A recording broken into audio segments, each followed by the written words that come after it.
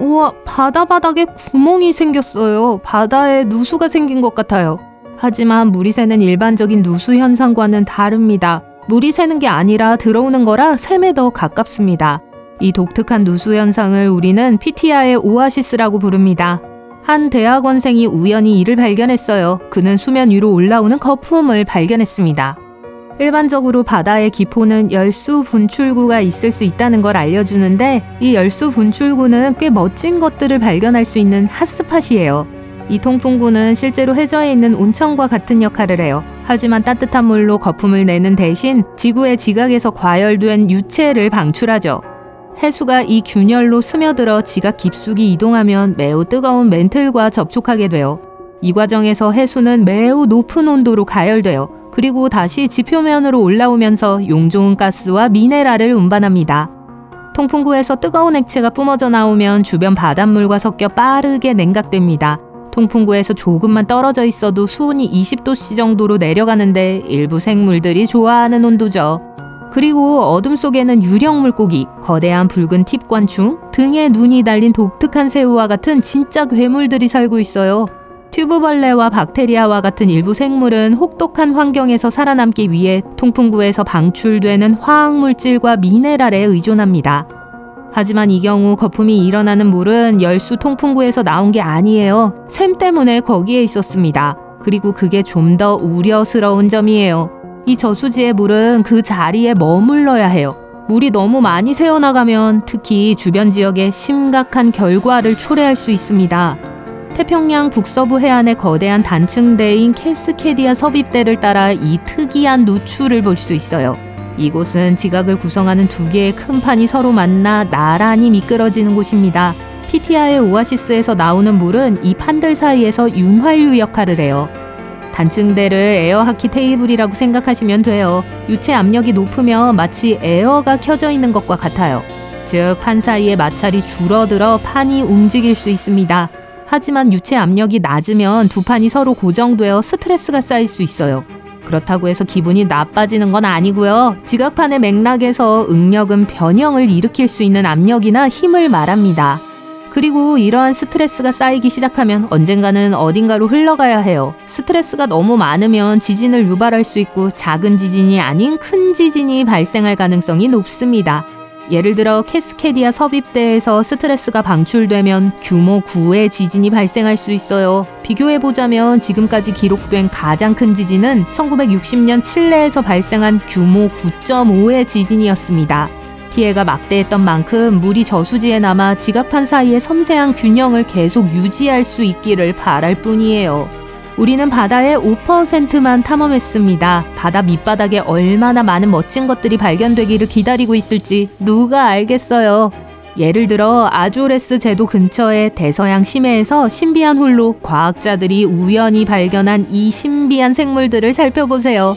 이 구멍들은 깔끔하게 정렬되어 있으며 약 10cm 간격으로 경우에 따라서는 몇십 cm까지 떨어져 있습니다. 재봉틀이 남긴 구멍처럼 생겼어요. 일부 사람들은 이 구멍이 생물학적 기원일 수 있다고 생각해요. 예를 들어 일부 물고기는 해저를 따라 걷는 동안 구멍을 만들었을 수 있어요. 또 다른 사람들은 인간이 만든 것일 수도 있다고 생각해요. 스파이크가 박힌 타이어 같은 거 말이에요. 물론 이러한 구멍은 다른 행성에서 온 생물체가 구멍을 만들었다는 이야기를 만들어내기에 완벽해요. 아니면 네스호에서 볼 수 있는 괴물처럼 전설적인 괴물일 수도 있죠. 구멍의 대칭성을 설명하기는 어렵지만 한 심해 생물학자가 꽤 그럴듯한 설명을 내놓았습니다. 그는 퇴적물 아래에 굴을 파고 있는 동물이 있을 수 있다고 말했어요. 그리고 때때로 그 동물이 작은 굴에서 깨끗한 물 순환을 위해 작은 굴뚝을 만들 수 있다고 합니다. 각 구멍의 입구 주변에는 퇴적물이 쌓여 있는데 이는 무언가가 아래에서 흙을 밀어냈다는 생각을 뒷받침합니다. 하지만 이 구멍들이 실제로 지표면 아래에서 연결되어 있다는 증거는 아직 없어요. 그리고 고대 문명이 우리에게 남긴 바다와 해저에는 많은 것들이 숨어 있습니다. 예를 들어 고고학자들은 크로아티아 남부 해안에서 7,000년이나 된 진흙층 아래에 숨은 도로를 발견했어요. 그들은 가라앉은 신석기 시대 유적지 솔리네에서 이 고대 도로를 발견했습니다. 솔린의 유적지는 고대의 인간이 만든 섬으로 2년 전 한 고고학자가 발견했는데요. 그는 크로아티아의 아름다운 섬 중 하나인 코르출라 주변 지역의 위성 이미지를 연구하고 있었습니다. 바다 밑바닥에 흥미로운 무언가가 있을 수 있다는 걸 깨달은 그는 동료와 함께 물속으로 뛰어들었죠. 그리고 지중해의 일부인 아드리아해의 수심 4에서 5m 아래에서 고대 정착촌의 일부일 가능성이 높은 돌담을 발견했어요. 사람들이 정착지를 건설한 육지는 본섬과 좁은 땅으로 분리되어 있었어요. 다행히도 이 지역은 주변 섬들에 의해 큰 파도로부터 보호되어 비교적 잘 보존되어 있었습니다.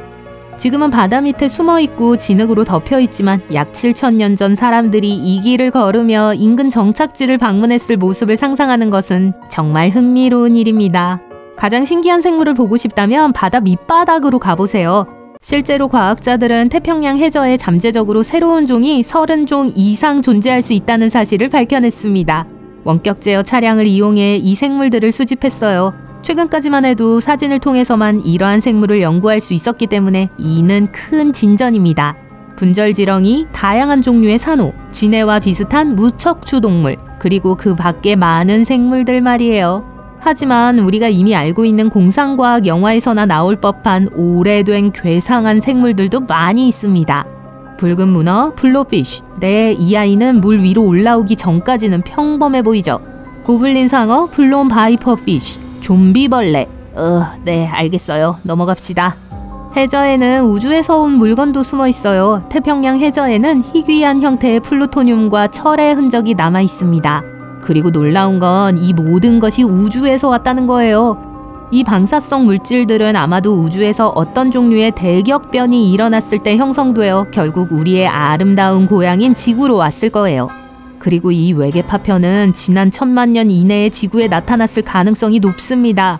태평양에 떨어져 거의 1.6km 깊이에 가라앉은 후 그 아래에 있는 모든 암석층의 일부가 됐어요. 플루토늄은 과학자들에게 특히 흥미로운 존재입니다. 수백 개 정도의 극소량만 발견됐지만 별이 폭발하면서 생성된 원자라는 점에서 여전히 주목할 만하죠. 이와 같은 사실은 우주가 플루토늄, 금, 우라늄, 백금과 같은 철보다 무거운 원소를 어떻게 생성하는지 이해하는 데 도움이 될 수 있습니다. 우리는 아직 이러한 원소의 기원에 대해 잘 몰라요. 오랫동안 과학자들은 별이 엄청난 폭발을 일으키며 소멸하는 현상인 초신성이 이러한 무거운 원소를 생성하는 원인이라고 믿었습니다. 하지만 그뿐만 아니라 초밀도로 붕괴된 별인 중성자별의 충돌이나 희귀한 유형의 초신성과 같은 다른 우주 사건도 관여할 수 있는 것으로 보이네요.